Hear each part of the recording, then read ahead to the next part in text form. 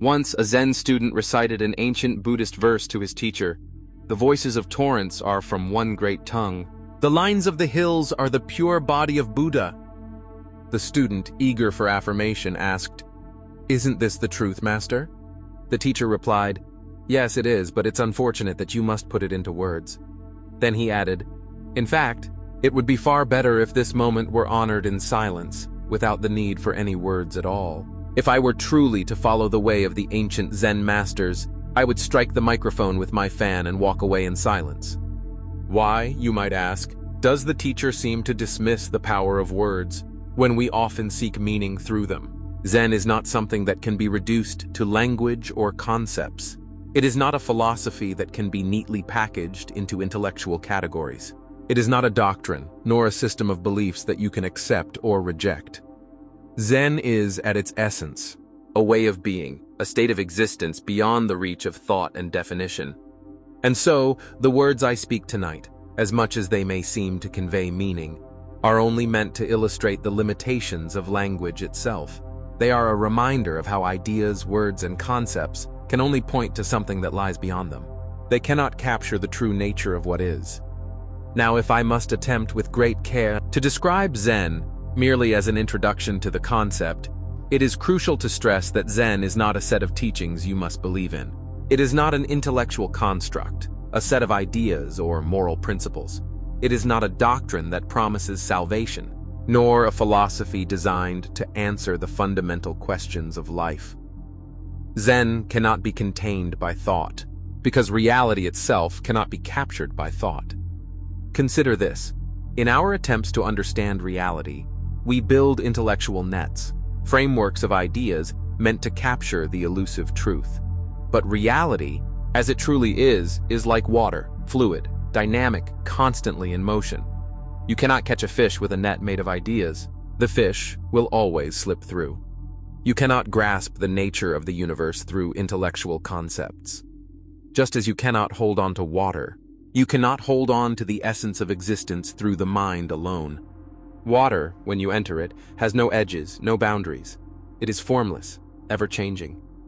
When you are used to living on dry land, to the certainty of solid ground beneath your feet, stepping into water can be disorienting.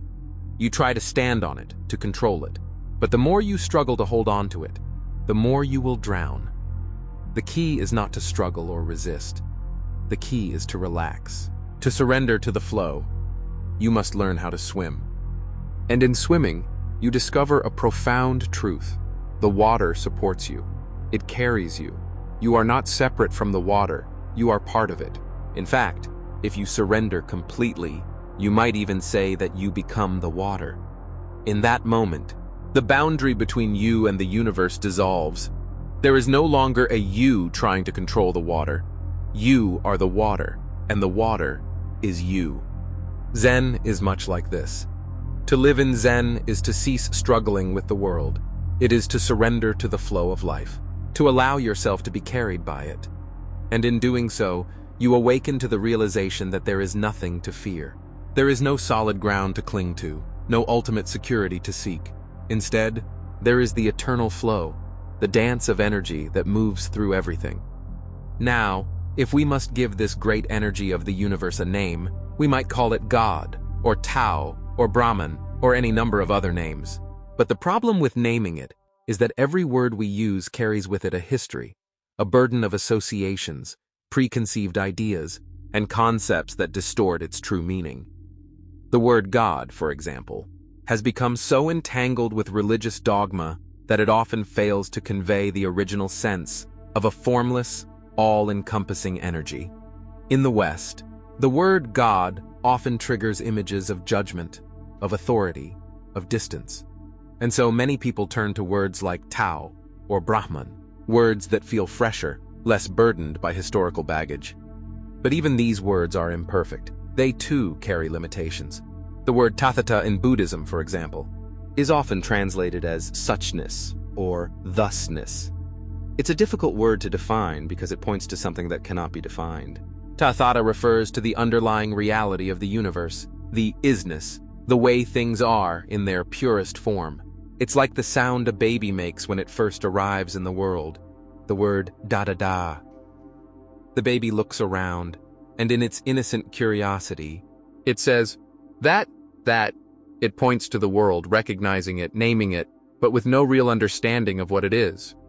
Buddhism teaches us that the universe itself is tathata, one vast suchness. It is not made of separate things, but of an interconnected flow of energy, constantly coming and going. And this flow is like the waves of the sea, sometimes cresting, sometimes falling into troughs, but always in motion. The Chinese speak of this dynamic energy through the concepts of yin and yang. These are not opposites, but complementary forces that together form the whole. The universe is made up of this interplay of energies. Now you see it, now you don't. You are here, now you are not. This is the very nature of energy. It is cyclical, it is in constant flux. It does not remain static.